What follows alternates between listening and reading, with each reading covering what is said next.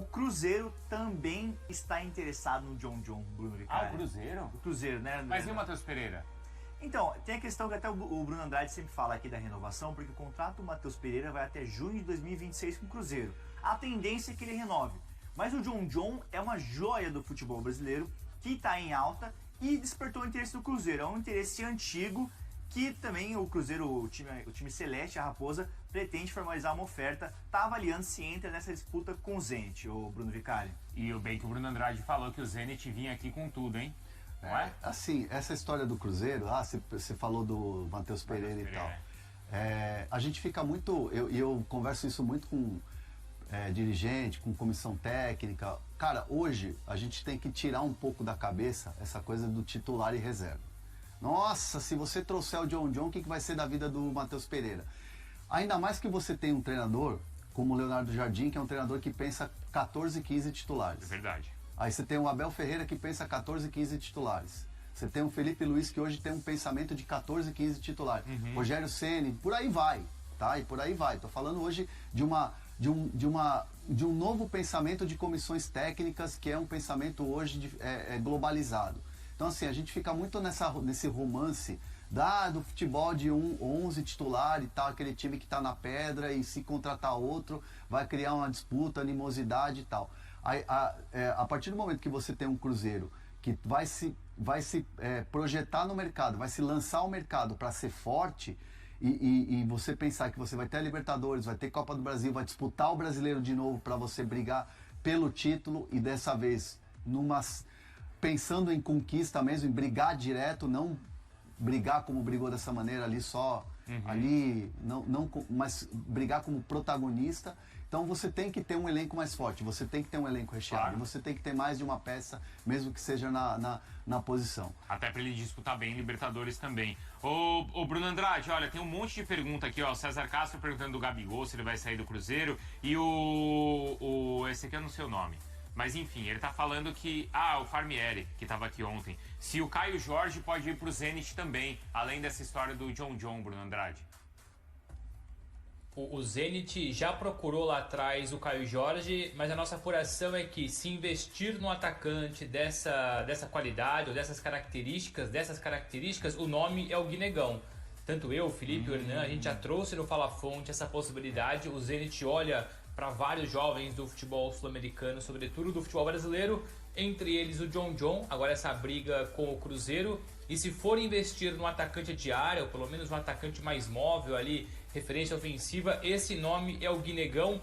Não que não se interesse no Caio Jorge, é porque o Caio Jorge está muito mais mergulhado na realidade do Cruzeiro, no futebol brasileiro, eventualmente seleção brasileira, do que propriamente se aventurar no futebol da Rússia. Então o foco total do Zenit hoje é jogadores jovens, sul-americanos, especialmente brasileiros, olhando muito para o John John, olhando muito também, evidentemente, para o Guinegão.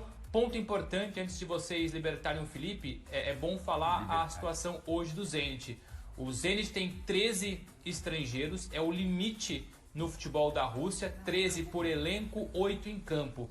Para contratar, seja o John John, o Guinegão ou outro jogador estrangeiro, o Zenit precisa libertar uma vaga. E tem tentado. O Pedro, ex-Corinthians, está na mira do futebol da Arábia Saudita. Aliás, falou-se também dele para o Cruzeiro, só que é um preço proibitivo, 40 milhões de euros, é muita coisa para o Cruzeiro, que nós trouxemos ontem, vai investir pesado. A renovação do Matheus Pereira continua em cima da mesa, mais 2 anos de contrato, podendo ter outro por renovação automática. Isso deve ser assinado logo depois do Brasileirão, assim como a valorização do Leonardo Jardim. Mas voltando para o Zenit, é isso. O Pedro tá para sair, muito cobiçado pelo futebol da Arábia Saudita, e o Nino também tem interesse de sair. Vontade do Nino, vontade do Zenit. Falta agora uma proposta oficial. Então o Zenit se prepara para pelo menos abrir mais 2 vagas. Quem sabe depois outras vagas, porque há ali outros jogadores com futuro indefinido. Vamos ver se os brasileiros vão pra lá, né? Porque parece que, não sei se a história do Gerson também deu uma frustrada ali nos brasileiros, né? Não. Exato, essa questão do John John no Cruzeiro... Tem gente aqui, preciso ler as mensagens depois, viu, Felipe? É rapidinho, que conversando com pessoas próximas, trata-se de uma negociação difícil se vier a acontecer, porque são valores altos. A gente está falando de 15 milhões de euros, está quase 100 milhões de reais, então falam que pro futebol nacional é uma contratação que baseia de uma maneira difícil. Sei. Já pra fora talvez seja mais fácil. Falar do Cruzeiro na Libertadores da América, uma grande notícia para esse ano de 2025 do torcedor do Cruzeiro. 2025 que não terminou, porque ainda tem a Copa do Brasil e que o time segue jogando muito bem para disputar essas finais da Copa do Brasil. O primeiro adversário, exatamente o Corinthians, que foi amassado no Mineirão. Assim, ficou barato para o Corinthians, o 4-0 não é validado, não sei exatamente porquê, uma mão ali do Sinisterra no rosto do Mateuzinho não me parece o suficiente, mas poderia ter sido muito mais, porque acho que foi o grande jogo do Cruzeiro do Leonardo Jardim. E olha que o time jogou bem contra Palmeiras, Flamengo, e depois desse jogo contra o Corinthians é uma das grandes atuações desse Cruzeiro. Volta a Libertadores, eu acho que é motivo para comemoração para o torcedor. Cruzeiro foi o segundo brasileiro a ganhar a Libertadores, né? O Santos tinha ganhado nos anos 60, o Cruzeiro ganha em 1976 aquela final contra o River Plate. Depois, nos anos 90, o Cruzeiro se torna um dos bicampeões. O Grêmio já tinha sido bicampeão, o São Paulo tinha sido bicampeão, o Cruzeiro se torna bicampeão em 97. Aí depois disso chega a final de 2009 contra o Estudiantes, não vence em casa e desde 2019 não jogava a Libertadores. É muito bom que o Cruzeiro dispute de novo a Libertadores. Esse time do Cruzeiro eu acho que pode voltar a ser protagonista dependendo de para onde o vento bater, sinceramente. Depois eu falo um pouco mais de planejamento. Mas é um grande campeonato brasileiro que o Cruzeiro faz um grande jogo que fez contra o Corinthians. O Cruzeiro não é um time de muita posse de bola, o Cruzeiro não é um time de muito controle com a bola, é um time que se sente confortável sem ela, mas que entrou contra o Corinthians com uma postura muito agressiva. Não sei se pelo que aconteceu em Caxias do Sul, né, que em 20 minutos o Cruzeiro tomou 2-0 do Juventude, mas o time entrou muito mais ligado, entrou com muito gás mesmo contra o Corinthians e eu acho que lendo muito bem o jogo. E acho que o Corinthians leu muito mal também. O Corinthians montou uma linha de 5 com 3 jogadores no meio, com o Ranieri, o Bidon e o Garro. E o que o Cruzeiro fazia era abrir muito o campo, porque o Corinthians tinha ainda 2 jogadores por dentro, então tinha 3 meio-campistas e 2 atacantes por dentro. O Cruzeiro abriu o campo. Quando o Corinthians tentava deslocar seus jogadores para fazer o combate, o Cruzeiro girava muito bem a bola para o outro lado e sempre achava espaços. Um ótimo jogo do Matheus Pereira, como sempre. As achadas de bola dele para o Arroio no primeiro tempo são excelentes. O lance do gol do Cruzeiro, do primeiro gol, como ele tem o timing, né, para segurar a bola e para ir escondendo ela do seu marcador, para depois fazer o passe para o Christian também. E um ótimo jogo do Lucas Silva, mais um desses grandes jogos do Lucas Silva. É incrível que quando o Lucas Silva não tá, se percebe a falta que ele faz, né? No jogo outro dia contra o Fluminense, se percebe a falta que faz o Lucas Silva. Quantas vezes ele recupera a bola, quantas vezes ele está perto para fazer uma jogada acontecer. Às vezes é um toque de lado que ele dá, mas o movimento que ele faz para achar o espaço, para estar ali e descomplicar uma jogada, torna ele um jogador muito, muito, muito importante nessa temporada com Leonardo Jardim. Caio Jorge, mais uma vez, quase com seguro de vida, né? Caio Jorge teve uma má fase entre agosto e outubro, mas de novo vai de 2 em 2. É ótimo para o Cruzeiro que o Caio Jorge volte a fazer gols, que ele volte a jogar bem, que ele volte a estar confiante nesse momento decisivo, porque daqui a 2 semanas tem a Copa do Brasil. E eu acho que a entrada do Arroio no lugar do Wanderson, poderia ser o Sinisterra também, o Arroio está melhor, dá ao Cruzeiro um pouco mais de chegada à frente, né? O Wanderson não tem nenhum gol na temporada, tem quase 40 jogos, um atacante que não fez nenhum gol. O Arroio em 10 jogos já marcou 2, o Sinisterra em 10 jogos marcou 2 gols também.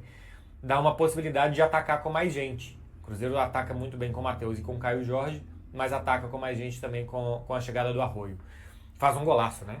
O terceiro gol do Cruzeiro, como o Caio Jorge tem a humildade, porque atacante muitas vezes quer dar uma primeira pressão ali e pronto, ele tem a humildade de voltar para marcar, a vontade de voltar para marcar, rouba uma bola. É excelente a arrancada do Caio Jorge também, para atrair os jogadores do Corinthians para a faixa central, para o Arroio fazer um movimento e aparecer para dar um chutaço, para fazer 3-0. Repito, para mim foi o grande jogo do Cruzeiro com o Leonardo Jardim. Poderia ter sido jogos contra Flamengo, contra Palmeiras, até pela qualidade desses times foram jogos mais equilibrados, né? Contra o Palmeiras são 2 gols muito rápidos de bola parada, e contra o Flamengo no Mineirão é um jogo mais de lá e cá. No Maracanã também acho que o Cruzeiro joga muito bem, também acho que joga bem contra o Palmeiras fora de casa, mesmo quando teve um jogador a menos. Dessa vez são 90 minutos excelentes do Cruzeiro, 17 finalizações contra 4 do Corinthians, nenhuma do Corinthians no alvo, praticamente todas quando o jogo já estava resolvido. 9 escanteios para o Cruzeiro, 3 para o Corinthians, gols esperados 1.9 do Cruzeiro, 0.28 do Corinthians. Assim, foi um amasso do Cruzeiro. Dorival fez 3 substituições no intervalo, porque ele não conseguia entender por onde que o jogo estava passando, ou não conseguia corrigir por onde o jogo estava passando. logo depois das 3 substituições, o Cruzeiro já faz mais um gol, o Corinthians continua completamente perdido. Enfim, o Cruzeiro pegou um adversário hoje de meio de tabela, que é o Corinthians, e fez com que esse adversário, apesar do seu nome, da sua tradição, parecesse um time irrelevante pela facilidade que teve de jogar. De todos os lados, né? O Cruzeiro armou bem pela faixa central, o Cruzeiro chegou com perigo com o Arroio pelo lado esquerdo, o Cruzeiro faz o primeiro gol com uma chegada do Christian pelo lado direito, que o Arroio finaliza e o Caio Jorge pega o rebote. O segundo gol é jogada de bola longa, um excelente passe do Fabrício Bruno para o Kaique e ele acha o Arroio, de novo uma jogada construída muito rápida. Olha o segundo e terceiro gol do Cruzeiro, eu já tinha feito um vídeo aqui falando disso, a capacidade que o Cruzeiro tem de atacar rápido. É uma faltinha no campo de defesa, o Fabrício Bruno faz o lançamento, Kaique, Arroio, meio da área, Caio Jorge, gol. Terceiro gol, Caio Jorge rouba a bola, o William completa o passe para ele, Caio Jorge arranca, Arroio, gol. Então, assim, é uma capacidade de atacar muito rápido quando o adversário não está muito atento e não está bem posicionado, que faz com que seja um time muito forte. Além disso, se sente confortável se defendendo com a bola, tem repertório para quando está atacando também pressionar o adversário no seu campo de defesa. Faltou alguma coisa esse ano que é normal faltar, porque acho que é tanto um clube como um time em reconstrução, isso de atacar os adversários mais fechados, de abrir as defesas mais fechadas, né? Empate com o Sport, derrota para o Ceará, derrota para o Santos em casa. O empate com o Juventude acho que é um pouco diferente, porque aí a defesa não funcionou, foi um jogo mais de lá e cá que não deveria ser. Mas olha quantos pontos o Cruzeiro perdeu para os times da zona de rebaixamento. Foi muito melhor nos jogos grandes do que nos jogos considerados pequenos, que valem os mesmos pontos no Campeonato Brasileiro. Eu acho que seria um exagero brigar pelo título, seria muito surpreendente se brigasse pelo título, mas a consistência durante todo o campeonato é ótima. Já se garante na Libertadores, pode ganhar seu torneio preferido, que é a Copa do Brasil, né? O único ex-campeão da Copa do Brasil pode aumentar ainda mais a sua hegemonia na principal Copa Nacional. Neste momento é favorito para a Copa do Brasil, para a eliminatória contra o Corinthians é favorito e vive melhor momento do que o Fluminense e evidentemente do que o Vasco, que vem de 5 derrotas consecutivas, mas é Copa, é mata-mata, em 2 semanas ainda alguma coisa pode mudar e ainda assim, né? Um dia bom, um dia ruim pode mudar completamente o rumo de um campeonato, coisa que num pontos corridos em 38 rodadas acontece muito menos. Para o jogo contra o Corinthians de Copa do Brasil, esse jogo do Mineirão acho que pode servir como referência para os dois times, acho que muito mais para o Corinthians, porque depois de ter tentado encontrar o Cruzeiro por 90 minutos e não conseguido, o Corinthians vai ter uma segunda chance de fazer isso, mas também pode abalar a confiança do Corinthians, porque se viu completamente envolvido e impotente contra o Cruzeiro. O Cruzeiro joga isso daí, o que é muito bom sempre, então pode ser que o Corinthians consiga algum outro antídoto, ou pode ser também que seja um choque de confiança muito grande pro time do Corinthians. Pensando em médio e longo prazo, o que dá pro Cruzeiro e pro cruzeirense aspirar? Eu acho que sempre vai ser muito difícil, nessa era moderna do futebol brasileiro, ganhar qualquer coisa que Palmeiras e Flamengo estejam pela força desses dois times. Então, se você for muito bem, não te garante que você vai estar nadando numa piscina sozinho. Por exemplo, em 2013 e 2014, que o Cruzeiro foi muito bem, ele praticamente não teve competidor. A partir de agora, sempre que você for muito bem, você vai ter competidor. Ou um desses dois, Flamengo e Palmeiras, ou os dois. Então vai tornar tudo muito mais difícil. E esses times mobilizados em mata-mata também sempre vão ser muito perigosos, porque são dois times acostumados a chegar nos últimos anos, com fortes times e elencos. O elenco do Flamengo até acho mais forte que o do Palmeiras, mas com fortes times e elencos. Então tudo vai ser muito difícil. Para o Cruzeiro chegar, ele vai ter que martelar sempre. Esse ano tem a Copa do Brasil que está aí, que eu acho que é um título possível, mas para chegar em Campeonato Brasileiro, em Libertadores e em Copa do Brasil, vai ter que estar sempre martelando e isso, ter um melhor dia, ter um melhor momento durante aqueles confrontos e tal, porque tem dois competidores que são feitos de aço e que torna tudo muito difícil. Eu tenho alguma dúvida e curiosidade de saber como que vai ser o Cruzeiro do futuro, pensando em se vai ter Leonardo Jardim ou não. Porque esse time que deu certo não dá certo por um super planejamento, não dá certo porque o trabalho foi muito bem feito, dá certo porque o Leonardo Jardim pegou o time pelo chifre, uma expressão meio espanhola, né? Agarrar-se por los cornos, mas o Leonardo Jardim pega a coisa e faz ele mesmo. Tirar o Dudu do time, tirar o Gabigol do time, não insistir no Wallace, recuperar o Lucas Silva, apostar em Caio Jorge, apostar numa formação com Wanderson e Christian, enfim, recuperar Vidalba, apostar no Kaique e não no Marlon. Assim, é um time feito pelo Leonardo Jardim. Então, se o Leonardo Jardim sair, para onde que vai o Cruzeiro? O Cruzeiro não é um clube, sabe, um clube consolidado. É porque esse ano chegou um técnico que fez um trabalho muito autoral, que montou o time do jeito que ele gosta de jogar, desse 4-4-2 que ele gosta de jogar, protegeu muitos lados do campo e colocou muitos jogadores trabalhadores no meio, com 2 caras de muito talento na frente. Se o Leonardo Jardim sair, eu não sei se o Cruzeiro começa do zero, mas eu imagino que ele dê passos atrás, né? Porque o clube não está consolidado, não sei se o clube entende muito bem tudo que está sendo feito, porque tem um técnico que entende sim, mas esse é o time do Leonardo Jardim, não do Alexandre Matos, que era então o cara que mandava e desmandava no futebol do Cruzeiro, e olha para onde que o time estava indo quando o Alexandre Matos era o responsável pelo time. Bom, tá no Santos também, e olha para onde que o Santos está indo. Alguma coincidência, alguma coisa deve ter mais do que coincidência nos trabalhos do Alexandre Matos para os times irem tão mal e fazerem tantas contratações. Mas enfim, é preciso ainda de tempo e de reconstrução e de estar sempre ali, independentemente do técnico, para que as coisas funcionem muito bem. Se daqui a pouco chegar um outro técnico, se ele vai conseguir manter competitividade, o que ele vai fazer para jogar, se ele vai colocar as estrelas ou não, se ele vai conseguir convencer os caras da sua ideia ou não, sempre acho que vai depender do técnico, porque a estrutura de clube do Cruzeiro ainda é muito recente, de clube que vai voltar a brigar, que vai voltar a competir. Uma coisa que eu acho positiva em relação a outras SAFs, por exemplo, é que o Pedro Lourenço coloca dinheiro. Eu sou contra, e vocês sabem bastante disso, porque eu já falei, eu sou contra que um clube gaste mais dinheiro do que ele ganha, mas o Cruzeiro faz isso, o Bahia faz isso, o Botafogo faz isso, o Atlético faz isso. Bom, e os clubes que não são SAF também, o Corinthians gasta muito e está todo endividado e continua gastando, e o São Paulo e outros vão pelo mesmo caminho. Mas eu sou contra que tenha um dono e que esse dono tenha a capacidade de fazer uma contratação de um Gabigol que custa o que custa, sem o clube construir, entre aspas, aquele dinheiro. Eu acho que deveria existir já há muito tempo no Brasil o fair play financeiro, mas como não existe, os clubes continuam fazendo isso.